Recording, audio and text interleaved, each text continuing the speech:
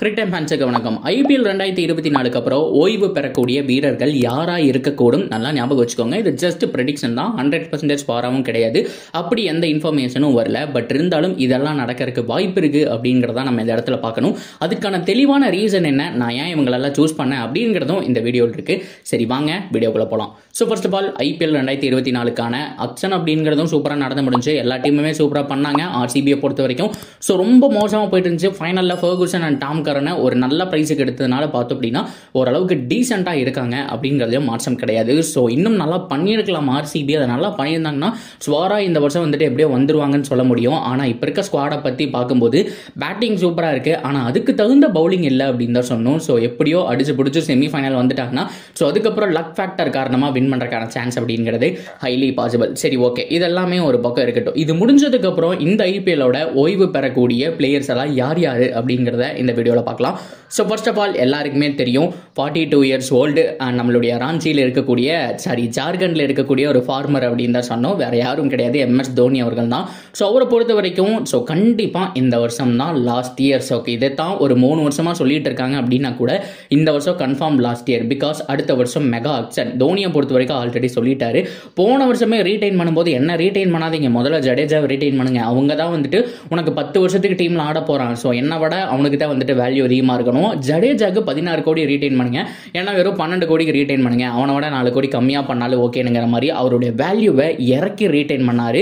So அதுதாங்க MS Dhoni. So இந்த தடவை பார்த்தோம் அப்படின்னா அவரோட ஃபுல் பிரைஸையுமே கொடுத்துட்டு டீமை விட்டு வெளியில் போக போறாரு அப்படிங்கிறதுல மாற்றம் கிடையாது. ஸோ மெகா ஆக்ஷனுக்கு தோனி இருக்க மாட்டாரு. ஸோ அவருக்கு பதிலாக வந்துட்டு ரிப்ளேஸ்மெண்ட் யார் வருவா, சிஎஸ்கேவோட கேப்டன் யாரா இருக்க போகுது அப்படிங்கிறதா மிகப்பெரிய கேள்வி. ஸோ தோனி ஓய்வு பெற லிஸ்ட்டில் முதல் ஆளாக இருக்காரு அப்படிங்கிறதுல எந்த விதமான மாற்றமும் கிடையாது. அடுத்தது ரோஹித் சர்மா. உடனே நீங்களும் ஆச்சரியப்படலாம், கேள்வி கேட்கலாம், அதுக்கான ஆன்சரும் நான் வச்சிருக்கேன். ஸோ இது யார் மேலே இருக்குது, இதை யார் டிபெண்ட் பண்ணி இருக்குன்னா ஐபிஎல்லை பொறுத்த வரைக்கும் ப்ரைஸ் மணி அப்படிங்கிறதான் வந்துட்டு எல்லாருமே பார்த்துட்டு இருக்காங்க. இப்போ ரீசெண்ட் டைமில் ஹர்திக் பாண்டியா பண்ண மாதிரி அமௌண்ட் கொடுத்தா எந்த டீமுக்கு வேணாலும் போவேன் அப்படிங்கிற மாதிரி. ஆனால் அந்த விஷயத்தில் நம்ம தோனி, விராட் கோலி, ரோஹித் சர்மாலாம் பாராட்டி ஆகணும். ஏன்னா எவ்வளவோ ஃப்ரான்ச்சைஸ் ரொம்ப வருஷமாக ட்ரை பண்ணிட்டு இருக்காங்க, ஆனால் அவங்கள பொறுத்த வரைக்கும் லாயலிட்டி தான் முக்கியங்கிற மாதிரி ஒரே டீமில் இருக்கிறது அப்படிங்கிறது வந்துட்டு சூப்பரான ஒரு விஷயம் தான். ஏன் ரோஹித் சர்மா அப்படின்னு சொல்கிறேன்னா ஆக்சுவலாக அவரே ரொம்ப பாவங்க. இப்போ ரீசெண்ட் டைமில் பார்த்தோம்னா எல்லா விதமான ஸ்குவாட்ல இருந்து தூக்கிட்டாங்க, அவரை போட்டு அப்படியே அமுத்திட்டாங்க. கிட்டத்தட்ட தோனியை பொறுத்த வரைக்கும் ரிட்டையர்ட் ஆகி வெளியில் போயிட்டு ஐபிஎல் மட்டும் ஆடிட்டு இருக்காரு. ஆனால் இவங்க எல்லாருமே விராட் கோலி, ரோஹித் சர்மாவை பொறுத்த வரைக்கும் டீமை விட்டு வெளியில் தள்ளப்பட்டிருக்காங்க அப்படின்னு தான் நான் சொல்லுவேன். ஸோ அதனால தான் கோலி 2 வருஷத்துக்கு முன்னாடி கேப்டன்சியே வேண்டான்னு தூக்கி போட்டது. இப்போ ரோஹித் சர்மாவுடைய கேப்டன்சியும் பறிக்க பார்க்குறாங்க. எஸ் 100% கன்ஃபார்ம் ஆக போகுது. Suryakumar Yadav T20 captain and ODI கேப்டனாக ஹர்திக் பாண்டியா வரக்கான சான்ஸ் தான் ஹைலி பாசிபிள் அப்படிங்கிறதுல எந்த விதமான மாற்றமும் கிடையாது. ரோஹித் சர்மாவே சொல்லியிருக்காரு, உங்களோட கேப்டன்சி எப்படி இருக்க போது, 2024 நீங்க தான் கேப்டனா அப்படிங்கிற மாதிரிலாம் கேட்டாங்க. அதாவது அந்த T20 வேர்ல்ட் கப் இருக்கு இல்லையா, ஸோ அதுக்கு ரோஹித் சர்மா தான் கேப்டனான்னு கேட்கும்போது இல்லை கண்டிப்பாக கிடையாது, நான் வந்து சொல்கிறேன், அனௌன்ஸ் பண்ணுறேன்னு தான் சொல்லியிருக்காரு. அவ்வளோ போல்டாக கூட இல்லை. அண்ட் BCCயும் பார்த்தோம் அப்படின்னா ரோஹித் சர்மா, விராட் கோலியை ஓரங்கட்டி இருக்காங்க மாதிரி பல நியூஸ் வந்துருச்சு 3 மாசத்துல. நானும் பார்த்தோம் அப்படின்னா உங்களுக்கு எல்லா வீடியோவும் கொடுத்துட்டேன். அப்படியே ஆஃப்டர் வேர்ல்டு கப்புக்கு அப்புறம் 2 பேர் ஒதுக்கப்பட்டிருக்காங்க. நீங்கள் எங்கேயுமே அவங்களோட ஸ்குவாடில் நேமை பார்க்க முடியாது, டெஸ்ட்டில் மட்டும்தான் இப்போதைக்கு இருக்காங்க. அப்கமிங் டோர்னமெண்ட்டில் கூட மற்ற பிளேயர்ஸோட நேம் இருக்குது, அவங்க 2 பிளேயரோட நேம் அப்படிங்கிறது இல்லை. ஸோ இதை மையமாக வச்சு பார்க்கும்போது கண்டிப்பாக ரோஹித் சர்மாவுடைய ஃபிட்னஸ் இதெல்லாமே பார்க்கும்போது ஸோ அவர் ஓய்வு பெறக்கான சான்ஸ் இருக்குங்க. கண்டிப்பாக ஃபேன்ஸ் எல்லாருமே வந்துட்டு திட்டலாம், என்ன வேணாலும் பண்ணலாம். ஸோ நமக்கு நம்பிக்கை இருக்குது ரோஹித் சர்மா பொறுத்த வரைக்கும் இன்னும் கொஞ்சம் ஃபிட்னஸ் ஆகிட்டாரு அப்படின்னா இன்னொரு 5 இயர்ஸுக்கு மேலே சர்வை பண்ணுவார். ஆனால் டீமில் இடம் கொடுக்க மாட்டாங்க, வெறும் ஐபிஎல் மட்டுமே ஆடிட்டு இருக்கிற மாதிரியான சுச்சுவேஷன் வந்துடும். சரி ஐபிஎல் ஆடுறதுக்கு ஒரு ரீசன் வேணும் இல்லையா, கேப்டனாக இருந்தால் பரவாயில்ல, ஆனால் கேப்டன்சி தான் ஹர்திக் பாண்டியா கிட்ட கொடுத்துட்டாங்களே, ஸோ மேனேஜ்மெண்ட்டே பண்ண என்ன பண்ண முடியும் அப்படிங்கிற மாதிரி மும்பை இந்தியன்ஸ் ஏகப்பட்ட பிளேயர்ஸே கண்டுபிடிச்சிட்டாங்கிறதுனால ரோஹித் சர்மாவுடைய தேவை இப்போதைக்கு அவங்களுக்கு இல்லை. ஸோ ரோஹித் சர்மா பாசிபிளாக இருக்குது அப்படின்னு தான் நான் சொல்கிறேன். கண்டிப்பாக அவர் வந்துட்டு ரிட்டையர் ஆகிறதுக்கான பாசிபிள் இருக்குது. பட் இருந்தாலும் திஸ் இயர் எண்டுக்குள்ளே அதை அனௌன்ஸ் பண்ணுவாரா என்ன அப்படிங்கிறத பார்க்கலாம். ஸோ நடக்கக்கூடாது தான், பட் இருந்தாலும் என்ன வேணாலும் நடக்கலாம், ஏன்னா BCCI அப்படிப்பட்ட ஆளுங்க. சரி ஓகே, இது அப்படியே இருக்கட்டும். ஸோ 2வது ஆள் நம்ம பார்த்தாச்சு. ஸோ 3வது யார் அப்படின்னா டேவிட் வார்னர். நான் ஆல்ரெடி சொல்லியிருந்தேன் அவர் கண்டிப்பாக ரிட்டையர்ட் ஆகான்னு சொல்லிட்டு. ஸோ டேவிட் வார்னர் ஆக மாட்டார் ப்ரோ, கண்டிப்பாக ஒரு 5 இயர்ஸ் ஆடுவார்னு சொல்லிட்டு இருந்தீங்க. ஆனால் சொல்லி வாய்முள்ள ஒரு 2 மந்த்லேயே பார்த்தோம் அப்படின்னா இப்போ டெஸ்ட் ODIன்னு சொல்லி 2 ஃபார்மேட்டை விட்டுட்டாரு. T20 மட்டும் இந்த வருஷம் T20 வேர்ல்ட் கப்பில் ஸ்குவாடில் இடம் கிடச்சா ஆடுவார். ஸோ ஐபிஎல்ல இடம் கிடச்சா ஆடுவார். ஸோ நெக்ஸ்ட் இயர்லேருந்து எல்லா ஃபார்மேட்லேருந்து ரிட்டையர்டுங்க. ஸோ இதுதான் பார்த்தோம் அப்படின்னா அவருடைய தலையெழுத்தும். ஸோ இப்போ பார்த்தோம்னா ஆல்மோஸ்ட் கன்ஃபார்ம் ஆயிடுச்சு, 2 ஃபார்மேட் அனௌன்ஸ் பண்ணிட்டாரா. இன்னைக்கு கடைசியாக T20 தான், வேர்ல்ட் கப் முடிஞ்சதுக்கப்புறம் பார்த்தோம் அப்படின்னா ஸோ அவரும் போயிடுவார். அதுலேயும் எந்த விதமான மாற்றம் கிடையாது. ஸோ நம்ம என்டர்டைன்மெண்ட் பார்த்த வீரர்கள் எல்லாருமே பார்த்தோம் அப்படின்னா ஸோ அவங்களுடைய கெரியர் முடிய போகுதுங்கிறது உண்மையாலுமே வருத்தமான ஒரு விஷயம்தான். அடுத்தது நம்மளுடைய கப்பர் சிக்கர் தவான். உண்மையாலுமே பார்த்தோம் அப்படின்னா டிவோர்ஸ் ஏகப்பட்ட பிளேயர்ஸுடைய வாழ்க்கையில் விளையாண்டுருக்கு. முகமது ஷமி, அது மட்டும் இல்லாமல் நம்மளுடைய சிக்கர் தவான்ங்கிற மாதிரி லிஸ்ட் அடிக்கிட்டே போயிட்டு இருக்கலாம் கிரிக்கெட் லைஃப் அண்ட் ஃபுட்பால் லைஃப்பை பொறுத்த வரைக்கும். அதில் ரொம்ப ரொம்ப மோசம் தான் சிக்கர் தவானோட லைஃபுங்க. ஸோ ஆவரேஜ் பார்த்தோம் அப்படின்னா 40க்கு மேலே வச்சிருக்காரு. எல்லா ஃபார்மெட்லேயும் மனுஷன் ஆடக்கூடிய ஒரு பிளேயர், தரமான ஒரு பிளேயர். நீங்கள் ரீவைண்ட் பண்ணி பாருங்கள், MS தோனி அந்த ஒரு கேப்டன்சி கீழே அவங்களுடைய இந்தியன் டீமோட டாப் ஆர்டர் ரோஹித் சர்மா, சிக்கர் தவான், விராட் கோலி 3 பேருமே பிசிறு தட்ட முடியாது. அந்த அளவுக்கு பார்த்தோம் அப்படின்னா ஆஸ்திரேலியாவை போது டாமினேட் பண்ணியிருப்பாங்க. செம்மையான ஒரு மேட்சாக இருந்திருக்கும். அதை தொடர்ந்து எல்லா தடவையுமே வேர்ல்ட் கப் வந்து கொண்டு எல்லாமே நல்லா பர்ஃபார்ம் பண்ணாங்க. சாம்பியன்ஸ் ஆஃபி நம்ம வின் பண்ணுறதுக்கு காரணமும் இந்த ஒரு ஓப்பனிங் பேர் ரோஹித் சர்மா, சிக்கர் தவான் தான். ஆனால் நாள் போக போக யங்ஸ்டர் வரதுனால ஸோ இந்த மனுஷன் ஒரு டிவோர்ஸ் பிரச்சனைனால ஒரு ஒதுங்கி இருந்தார் 2 மாதம். அந்த 2 மாதம் ஏன்டா ஒதுங்கி இருந்தேன்னு யோசிச்சிருப்பாரு. அதுக்கப்புறம் வந்துட்டு சான்ஸே கிடைக்கல இந்தியன் டீமில், அப்படியே அமைக்கிட்டாங்க. இப்போ பஞ்சாபில் மட்டும்தான் பண்ணிட்டு இருக்காரு. ஸோ திஸ் இயரும் கண்டிப்பாக பஞ்சாப் அடிக்கிறதுக்கான சான்ஸ்ங்கிறது வாய்ப்பே இல்லை. அப்படி பார்க்கும்போது நெக்ஸ்ட் இயர் சிக்கர் தவான் இருப்பாரா அப்படிங்கிறதே மிகப்பெரிய கேள்விக்குறிங்க. ஸோ என்னதான் வச்சிருந்தாலும் இந்தியன் டீமும் அவர் வந்துட்டு கைவிட்டுட்டாங்க, பஞ்சாபும் கைவிட போகிறாங்க அப்படிங்கிறதுல மாற்றம் கிடையாது. ஸோ நம்மளுடைய கப்பர் சிக்கர் தவான் ரிட்டையர் ஆகிறதுக்கான சான்ஸ் அப்படிங்கிறது ஹைலி பாசிபிள். அதை தொடர்ந்து ஸ்பின்னர் பியூட் சாவ்லா, ஸோ அவரை பொறுத்த வரைக்கும் பல வருஷமாக போட்டுட்டு இருக்கிற மாதிரி இருக்குது. ஸோ இந்த ஒரு சீசன் மட்டும் விளையாண்டுட்டு அடுத்த வருஷம் மெகா ஆக்ஷன் வேறையா. ஸோ கண்டிப்பாக வந்துட்டு அவர் கமெண்ட்ரி நல்லா பண்ணுறாரு அப்படிங்கிறதுனால அதுக்கு போயிடுவார். இதுலேருந்து கம்ப்ளீட்டாக ரிட்டையர் ஆகிறதுக்கான சான்ஸ் அப்படிங்கிறது highly possible. So Piyush Chawla அவரையும் வந்துட்டு நம்ம மேக்ஸிமம் கடைசியாக பார்க்க போகிறோம். And DK Dinesh Karthik. So Dinesh கார்த்திக்கோட கரியர் அப்படிங்கிறது வேறு லெவலில் அவர் வந்துட்டு இருந்திருக்க வேண்டிய ஒரு இடங்க. இப்போ இருக்கிறத விடவே நல்ல பெட்டர் பொசிஷன் அவர் போயிருக்கலாம். ஸோ அன்ஃபார்ச்சுனேட்லி ஒருத்தருக்கு சான்ஸ் அப்படிங்கிறது விட்டு விட்டு கிடைக்கும் தெரியுமா. இப்போ கொடுப்பாங்க, திடீர்னு பார்த்தா வேணாம்னு சொல்லிடுவாங்க, அப்புறம் கொடுப்பாங்க வேணாம்னு சொல்லிடுவாங்க. இதே மாதிரி தான் தினேஷ் கார்த்திக் அவர்களுடைய லைஃப் போயிட்டு இருக்கு. ஆல்மோஸ்ட் தோனி டெபியூட் பண்ணார் தெரியுமா. ஸோ அந்த சமயத்தில் தினேஷ் கார்த்திக் உள்ள வந்துட்டாருங்க விக்கெட் கீப்பர் பேட்ஸ்மேனா.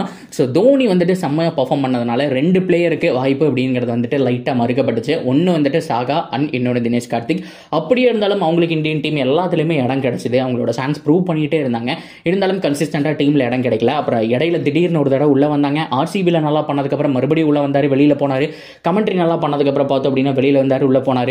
ஸோ அதுக்கப்புறம் பார்த்தோம்னா கிட்டத்தட்ட ரொம்ப முக்கியமாக ஒரு ரிட்டையர்மெண்ட்லேருந்தே வெளியில் வர வேண்டிய சுச்சுவேஷன். அதாவது இந்த கமெண்ட்ரிக்கே அவர் போயிட்டார். பட் இருந்தாலும் இடையில இந்த மேட்சஸ் எல்லாம் உள்ளே வந்து விளையாண்டுருந்தார். இந்த மாதிரி ஏகப்பட்ட விஷயங்கள் அப்படிங்கிறது அவரோட லைஃப்பில் நடந்துச்சு. இருந்தாலும் இதுதான் கடைசியாக இருக்கிறதுக்கான சான்ஸ் இருக்குங்க. பிகாஸ் இந்தியன் டீமில் அவருக்கு இடம் அப்படிங்கிறது வாய்ப்பே கிடையாது. இந்த சீசன் ரொம்ப எக்ஸ்ட்ராடினரியாக பண்ணாருன்னு வச்சுக்கோங்களேன். ஒரு 800 ரன்ஸ் அப்படிங்கிறத அடிச்சார்னா கண்டிப்பாக ஏதாவது ஒரு சான்ஸ் கொடுப்பாங்க. 800 ரன்ஸ் அப்படிங்கிறது சாதாரண விஷயம் இல்லை. ஏன்னா தினேஷ் கார்த்திக் ஆடுற பொசிஷன் ஃபினிஷிங் லைன். ஸோ அங்கிருந்து அடிக்கிறதுங்கிறது ரொம்ப ரொம்ப கஷ்டம். விராட் கோலியே நினச்சாலும் அடிக்கிறது மறுபடியும் அவர் அடிச்சிருக்கிறாரு ஆல்ரெடி. பட் இருந்தாலும் அந்த ரெக்கார்டை அவரே பீட் பண்ணுறதே ரொம்ப கஷ்டம் அந்த ஸ்டேஜில் இருக்கும்போது.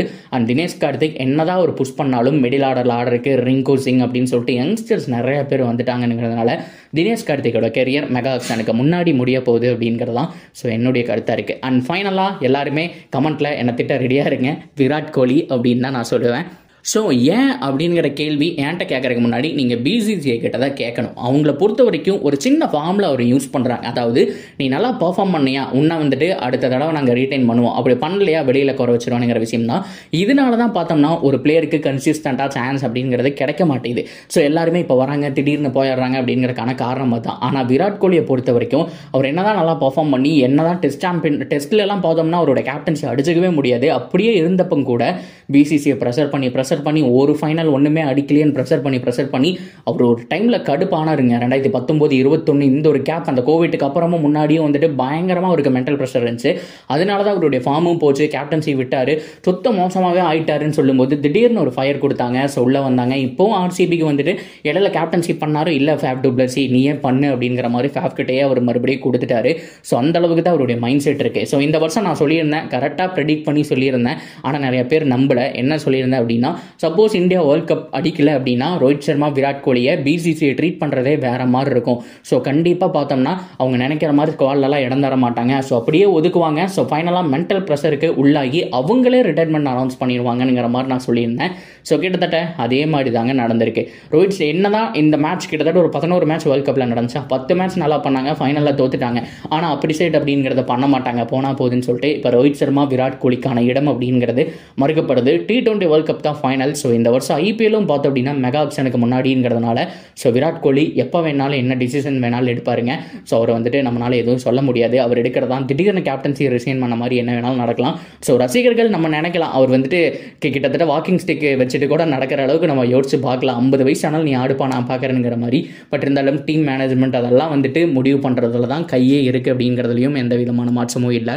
ஸோ இது எல்லாமே நம்ம யோசிச்சு பார்க்கும்போது விராட் கோலிக்கும் பார்த்தோம் அப்படின்னா அந்த மென்டல் ப்ரெஷர் இந்த T20 வேர்ல்ட் கப் அடிச்சிட்டாங்க அப்படின்னா அவர் ஓரளவுக்கு ஹாப்பியாக இருப்பார், இன்னும் ஆடலானுங்கிற மாதிரி. சப்போஸ் மிஸ் பண்ணிட்டாங்க அப்படின்னா அவ்வளோதான், ஸோ கெரியர் முடிஞ்ச யங்ஸ்டர்ஸ் உள்ள வந்துட்டாங்க, நம்ம ரிட்டைர்மெண்ட்டை பார்க்க வேண்டியதா அப்படிங்கிற மாதிரி போயிடுவார். ஸோ அடுத்த வருஷம் மெகா ஆக்ஷன் வேறு.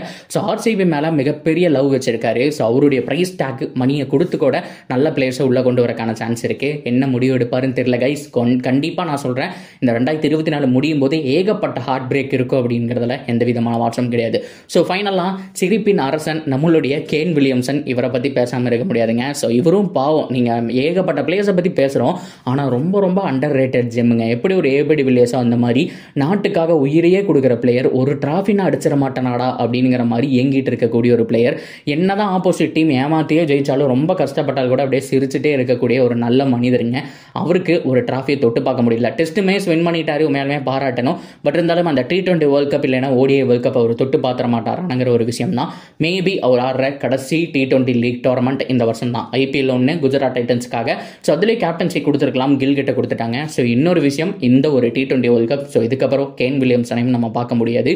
ஸோ இந்த வருஷம் கண்டிப்பாக மிகப்பெரிய ஹார்ட் பிரேக் காத்துட்டு இருக்கு டிசம்பரில். ஸோ நீங்கள் என்ன நினைக்கிறீங்க இதை பற்றி அப்படிங்கிறது எல்லாத்தையும் தாராளமாக கமெண்ட்டில் சொல்லுங்கள். தொடர்ந்து அப்டேட்டுக்கு சேனலோட இணைஞ்சிருங்க. மறக்காமல் சப்ஸ்கிரைப் பண்ணி சப்போர்ட் பண்ணுங்கள்.